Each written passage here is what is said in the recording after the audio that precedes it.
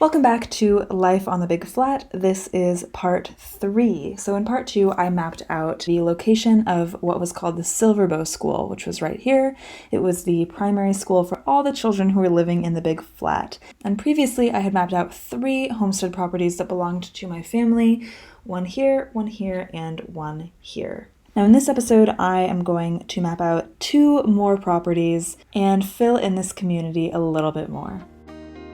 In this series, I'll be mapping out the homesteading community where my grandmother lived in a desolate area of northern Montana. I'll be going through all the photos, all the family stories, all the memories, and putting them here on this map to get a better idea of what life was like on the Big Flat.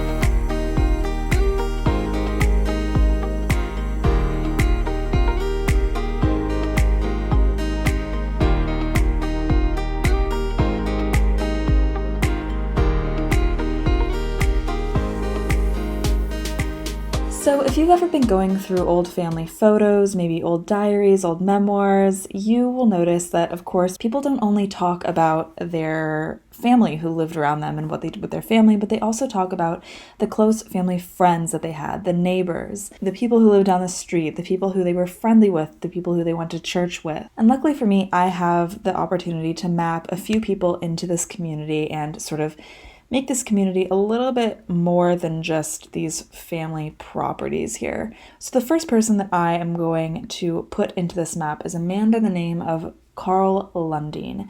Now Karl, I don't have any photos of him, but he was mentioned in so many family stories, so many memories, and I got the chance to ask my grandmother's sister who Karl was because he's written into so many of these memories from my family.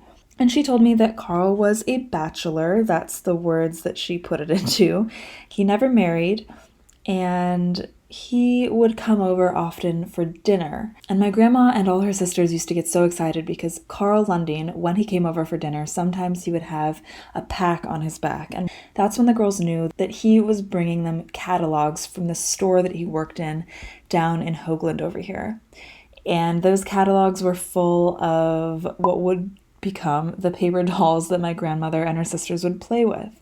And so Karl Lundin just seems like this super fun character, and I just want to know exactly where Karl fit into this community. Where did he live? So let's find out. So of course, here we are at BLM Glow. We're going to go to Blaine County and search for Lundin. And there is only one Karl Lundin who lived in Blaine County, so I assume this is our Karl. Let's find out where exactly he lived. So you'll see that Karl was also a homesteader. Not a big surprise. Many people, if not all the people who lived in this community were homesteaders. And it looks like Karl actually lived pretty close to where my family lived. Here's Hoagland. Here is where I think my grandmother's father's property was somewhere here, maybe here. And Karl just lived just north of that.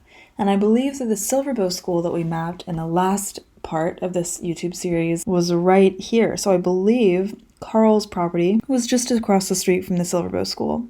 So this should be a pretty easy one to map. It looks like it is on the intersection of Silverbow Road and Beck Road.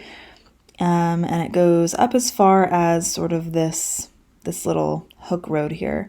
Or in other words, it goes up half the way until North Star Road. In terms of how wide the property is, it looks like it's 1/4 of this side of the square. So this is half, and then we divide it in half again, and here is Karl's property. So that should be a pretty easy one to map. Let's go back over to our normal map. Zoom in a little bit. If this is about half of the road here, it looks like Karl's property should start right about here and go all the way up to as far as this road, or in other words, half of this. So, let's actually go over to the satellite map and see. You'll notice that there is this property here that looks pretty clearly to be where Karl's property should be, and I'm going to assume that's the same property. Satellite maps are great on Google My Maps because the properties are still pretty much delineated from each other, and so it's a really easy way to see if you're on point with your sort of guesstimations that you're making. So let's just map Karl's property here. Looks like it goes down here, left, and up.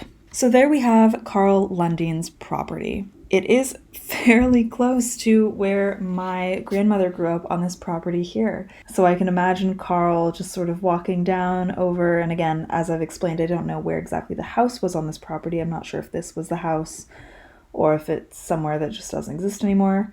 But I can definitely imagine Karl coming down and my grandmother and her siblings being so excited when he had those packs on his back full of the catalogs for the paper dolls. There's also this little snippet about Karl here in this Blaine County, Montana history book, and I just want to show it to you because it's actually pretty telling of how accurate the stories that I got from my family were. So it says Karl Lundin homesteaded. The Silver Bow Cemetery is on his homestead, and if we'll look over here, I think this is the Silver Bow Lutheran Church and the Silver Bow Cemetery right here. So spot on with our mapping of this so far. He never married, drove a Model T Ford all the years he lived on the big flat, and had a small 2-story house. And so that also is very telling of how my family's memories of Karl were accurate. I mean, my grandmother's sister described him as a bachelor. He never married. And another thing that really stuck out to me was that it said he drove a Model T Ford. So something that you may have noticed in the last video I did was that one of the memories that my grandmother's sister had walking to Silver Bow School right here from their property was that she used to walk through the Model T tracks in the dust. Now, I don't know how many people had Model Ts at this point in time, in like the early 1920s or 19-teens. I would assume not many people, but I could be wrong. But it just makes me wonder, were those Model T tracks made by Karl Lundin's Model T?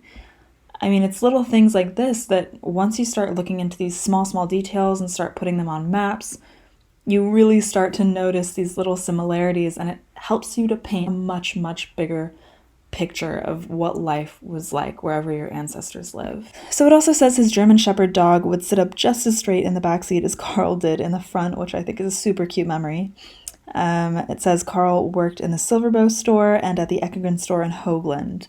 And so again, that is another accurate memory that my grandmother and her siblings had of Karl getting these catalogs and bringing them to them. So it looks like he must have worked at a few stores down in Hoagland here. And I just think it's so perfect when stories like that line up with what you find written down elsewhere. So the other person I want to map on this map is a man also named Karl, because this was a very Swedish community. And his last name was Kaldal or Schaldal, as I've been told is the Swedish way to pronounce it. Or at least that's how Karl himself pronounced his last name, was apparently Childal or Schaldal. My Swedish isn't great, but I do know K's can pronounce like SH or CH sometimes. So if you speak Swedish, let me know in the comments below. And a special thing about this Karl is that we do have a photo of him. That's actually the only reason I even know of him at all, is because we have a photo of him. It says Karl Kaldal in the teen years. Now, obviously that means in the 19-teens, not in Karl's teen years. But I wanted to know exactly where Karl fit into this whole community, because obviously if we had a photo of him, it means he probably lived close. It means he was probably a family friend. And so I think it's a really important thing to start mapping out, if you're doing this yourself, map out not only the familial connections, but the family friends, the neighbors, the people who mattered in your ancestors' lives. So we're back on BLM Glow. We're going to Blaine, and we are going to search for Karl. And here he is. Luckily, there's only one Karl Schaldal. And let's see where his property was. Oh, okay. It actually appears to be just north of where Karl Lundin's property was. Karl Lundin's property was right here in this rectangle, and it looks like Karl Kaldal or Schaldal's property was just the upper half of that, all the way up to North Star Road. So that's a super easy one to map. Let's check that out. We're already in the satellite map, and it does look like there's this perfect property here. This was probably the house. It was probably Karl's house, and probably still is the same house. So let's just map that really quick. That's a super easy one. Over and up. And so I added this photo to Karl's property. I love being able to add photos to these Google My Maps. I think it's just so special because you can look at this photo, and this was taken in the same years that Karl lived on this property. So it just makes you wonder, like, was this the road here? Or was this the road here? Maybe it was this more main road down here. But when you can add these photos and pinpoint them exactly on the maps, it just helps you visualize these communities that much more. So we are going to save that photo on Karl Kaldal or Schaldal's property. Again, if you speak Swedish, please comment down below and tell me how to pronounce this last name. And so there's that. Here are the 2 new properties that we just put into this community. And now this community is really getting filled out. It's no longer just my family's plots of land, but it's also the school. It's also the neighbor who brought the catalogs to my grandma and her sisters. It's also the guy who we have a photo of in our photo album. So you'll see that as you begin to map these communities out, you'll really start to picture what life was like for your ancestors. It really makes it that much more real.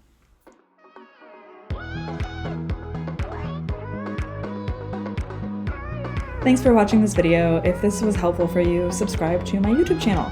I post tutorials like this and also travel vlogs when I travel to the places that my ancestors lived, because Roam Your Roots is all about genealogy tourism. And also follow my Instagram page at Roam Your Roots if you have an Instagram and that is something that interests you.